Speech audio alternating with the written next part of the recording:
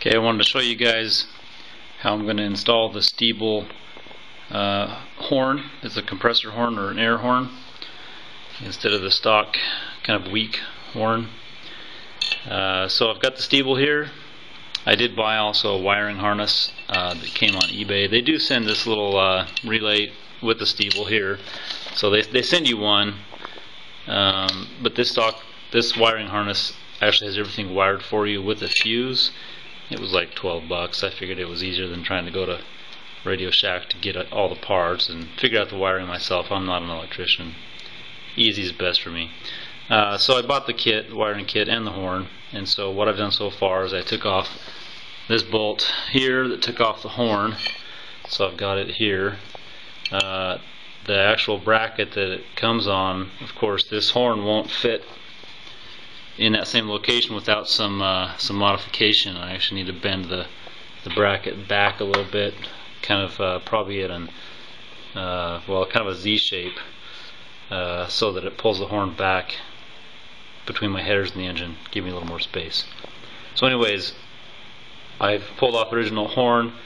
The way this actually wires up, these two blue wires go to the stock horn plugs right here on the bike. You can see them. Those plug in right there. And then the rest hooks up to the Stebel horn with these two going back to the battery. So I'm just going to find a route. I've lifted my tank here. I don't mind the yellow wire that's going to new gauges I'm putting on. So I'm going to basically route the wires up as close as I can to this, zip tie them, and then follow the tank lines back to the battery. So it should be a pretty easy install. Okay, I wanted to show you guys what I've done so far. I had to modify the bracket that goes on the bike.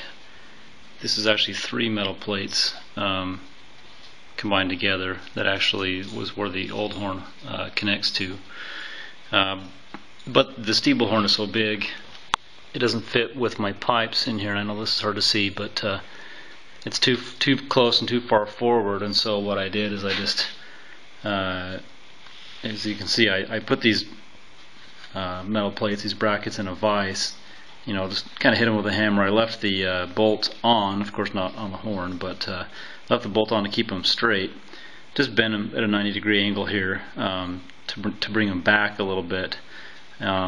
And then what I also did is I don't need this bracket sticking out so far. I actually want the horn to sit more in towards the bike. So I set it up there, snapped off a pencil and put it in the hole from the back and marked a hole and then drilled that hole. This bracket on the bike, however, on this left hand side, right out here, there is an edge which this butts up against to keep it square, and I want that edge to be over here. So I measured this hole, and now I'm going to measure where this line is, and I'm going to cut off this edge so that when I put it in and install it, those 3 plates will butt up against that edge and keep it, you know, that's to keep it from twisting.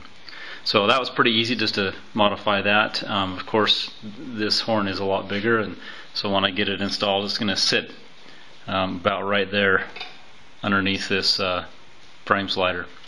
So it's a lot bigger, but it may not look good, but it's for safety reasons that I'm doing it.